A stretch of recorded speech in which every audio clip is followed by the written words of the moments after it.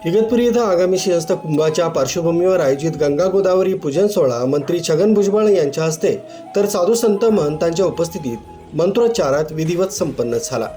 यावेळी आमदार हिरामन खोसकर, शहापूरचे आमदार दौलत दरोडा, बेवंडीचे शांताराम मोरे, माजी मंत्री बबनराव घोलप, माजी आमदार शिवराम झोले, जिल्हा परिषदेच्या अतिरिक्त मुख्य कार्यकारी अधिकारी प्रतिभा संगमनेरे, राजमाता जिजाऊ मासाहेब यांचे माहेरकडील वंशज शिवाजीराव जाधव, छावा भरत क्रांती मिशनचे राष्ट्रीय अध्यक्ष डॉक्टर विलास पांगारकर, सरपंच गोपाळ पाटील, कुंभमेळा राष्ट्रीय प्रवक्ता महंत भक्तिचरणदास महाराज, महंत श्रीराम किशोर शास्त्री महाराज, कार्यक्रमाचे आयोजक कावनई कपिल महामुनी ट्रस्टचे महंत श्रीराम नारायण दास, जगद्गुरू महंत कलकीराम महाराज, भाजप जिल्हाध्यक्ष सुनील बच्छाव, गोरख बोडके ब्रह्मकुमारी संस्थेच्या पूनम दिदी, आयोजक धनंजय बेळे आदींसह विविध क्षेत्रातील मान्यवर, स्थानिक गावकरी आदी उपस्थित होते।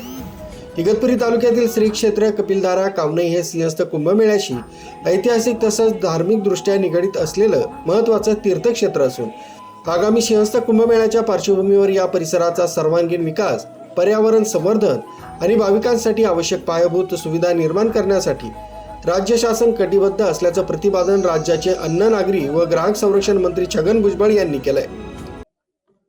मला आमंत्रित केलं होतं इथे की गंगा पूजन करायचं आणि ती जी काही कामं इथे होत आहेत त्या संदर्भातलं जे आहे भूमिपूजनासारखं मला आनंद वाटतो की या भागामध्ये आतापर्यंत जे आहे आपण म्हणजे फक्त कावनाईमध्ये 46 कोटी रुपयाची कामं होणार आहेत, टाकळीमध्ये 47 कोटी रुपयाची कामे होणार आहे, बेझे चाकोऱ्यामध्ये 23 कोटीची कामं, असे 116 कोटी रुपयाची कामं जवळपास इथे होणार आहे। एकूण सिंहस्थाचा आराखडा जो आहे हा 28,000 कोटी रुपयाचा आहे। त्याच्यामध्ये रस्ते आहेत, वेगवेगळ्या काही गोष्टी आहेत, रिंग रोड्स आहेत वगैरे वगैरे। आणि मला खास सांगतात मागच्या वेळेला त्या दोन मागचे जे काही कुंभमेळे त्यावेळेला मी त्याच्यामध्ये अतिशय सक्रिय होतो आणि काम करत होतो। त्यावेळेला या सगळे आमदार आणि सगळे लोक जे आहेत त्यांनी इकडे बोलवलं आणि कावनाई हे पहिलं ठिकाण जिथे पूर्वी सिंहस्थ होत होता आणि तिथून मग आता त्र्यंबकेश्वर आणि नाशिकला ते गेलेले आहेत, कारण इथे जागा कमी पडत होती म्हणून त्या ठिकाणी गेले।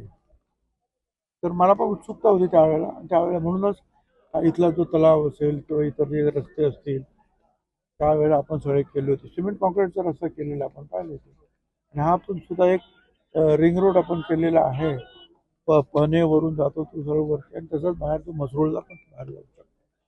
तसे काही inner ring road, outer ring road आपण केले होते, परंतु आता गाड्या वाढल्या, लोकसंख्या वाढली, त्यामुळे अधिक कामाची गरज पडायला लागलेली आहे। त्यामुळे मुख्यमंत्र्यांनी जे आहे जास्तीत जास्त निधी जे उपलब्ध करून द्यायचं ठरवलं आणि एकूण 28,000 कोटी रुपयाची कामं जे आहेत त्या सिंहस्थाच्या संदर्भामध्ये आता करायचं ठरलं आहे। आता माझी विनंती एवढीच आहे की ही कामं जी आहेत ती वेळेवर व्हायला पाहिजेत आणि ही चांगल्या दर्जाची व्हायला पाहिजे।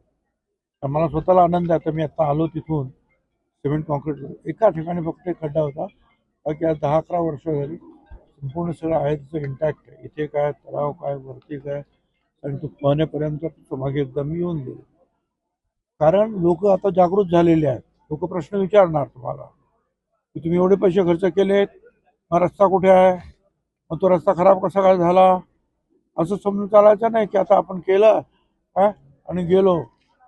लोक विचारतील, म्हणून जे कोणी अधिकारी असतील, कंत्राटदार असतील, त्याने नीट ही सगळी कामं केली पाहिजे, वेळेवर ही कामं केली पाहिजेत आणि सगळी कामं दर्जेदार झाली पाहिजेत असं मुख्यमंत्र्यांनी सुद्धा सांगितलेलं आहे। त्यांना असं वाटेल की आता आपण काहीतरी करू आणि आता 1 वर्षामध्ये संपला विषय सिंहस्थाचा किंवा विसरतील लोक, असं नाही। आम्हाला सिंहस्थाबद्दल तर आनंद, आस्था, प्रेम सगळं काय आहे, पण त्या निमित्तानं इथे येणारे जे कोट्यावधी लोक आहेत, कावनाईला आहे, त्र्यंबकेश्वरला आहे, नाशिकला आहे, त्या जिल्ह्यामध्ये वेगवेगळ्या ठिकाणी तिथे रस्ते आणि इतर सगळ्या कामाची सोय होते आहे आणि ती सोय कायम इथल्या स्थानिक नागरिकांना उपयोगी पडते आहे. त्यामुळे जे आहे काहीतरी कारण लागत असतं. आता मुंबई आहे, पुणे आहे, हे फार पुढे गेलं.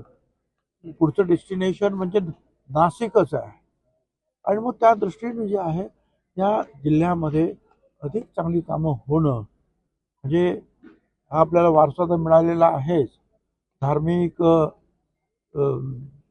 काय पर्यटनाचा, रिलिजियस टुरिझम आपण ज्याला म्हणतो, तर त्याचा फायदा जो आहे हा बाहेरून येणाऱ्या लोकांना पण झाला पाहिजे, त्यांना आनंद वाटला पाहिजे आणि इथल्या लोकांना सुद्धा, स्थानिक लोकांना सुद्धा फायदा झाला पाहिजे. त्यामुळे त्यांच्याशी चर्चा करूनच व्यवस्थित कामं झाली पाहिजे. अधिकाऱ्यांनी सुद्धा लोकांना विश्वासात घेऊन कामं करावी. त्यामुळे कुठेही जे आहे अडचण निर्माण होणार नाही आणि लोक सुद्धा तुमच्या कामाला मदत करतील. बस आता एवढंच सांगतो की आता पाऊस वेळाला खूप झालेला आहे आणि अजूनही होण्याची शक्यता आहे. त्यामुळे असं नको व्हायला की पावसात काम केलं आणि गेलं वाहून आणि परत ते आता एस्केलेशन. हे सगळं अधिकाऱ्यांनी जे आहे त्यांची जबाबदारी आहे कुठे कसं काम करून घेणं, ते ती जबाबदारी पार पाडतील अशी माझा विश्वास आहे. साहेब या ठिकाणी विकास काम आहे, त्यानंतर इथं विकास झाला नाही. तर मूळ स्थान उगमस्थान असल्यामुळे कुंभचं उगमस्थान आहे. नाशिक आणि त्र्यंबकेश्वरकडे जास्त लक्ष दिलं जातं. हा ग्रामीण भाग पडल्यामुळे त्याचं दुर्लक्ष केलं जातं, असं एकंदरीत गावकऱ्यांची भावना आहे. नाही, आता मी सांगितलं ना की आता ह्या एवढ्या भागामध्ये आता इथे चांगली कामं झालेली आहेत ते आपण पाहतोच आहोत. रिंग रोड पासून तर या सगळे सिमेंट कॉन्क्रीट रस्ता, तलाव बिलावर सगळीकडे. आता आणखी जवळजवळ जे आहे 116 कोटी रुपयाची कामं आहेत ना याच्यामध्ये आपण ती कामं सुद्धा होतील. परंतु एकच आहे की त्या सगळ्याचं जे आहे लोक येणार, मग इथे असतील, नाशिकला असतील, कुठे असतील, ते तीर्थ म्हणून जे घेणार आहे गोदावरीचं पाणी, गंगा गोदावरी, ते शुद्ध असलं पाहिजे. ते पहिल्यापासून मी सांगतो. त्यामुळे सर्व अधिकाऱ्यांनी सगळ्यात जास्त जर लक्ष जर कुठे द्यायचं असेल तर गंगेमध्ये, पाण्यामध्ये प्रदूषण होणार नाही आणि मग ते साफ, स्वच्छ, शुद्ध पाणी तीर्थ म्हणून लोक जगभर घेऊन जातात. याची जाणीव सर्व अधिकाऱ्यांनी आणि आम्ही सगळ्यांनी ठेवली पाहिजे. साहेब महत्वाचा विषय MN बार्कसाठी संदेश केदारे, कावनई, इगतपुरी. पत्रकार एन भारतचे संदेश केदारे, लोकमतचे पुरुषोत्तम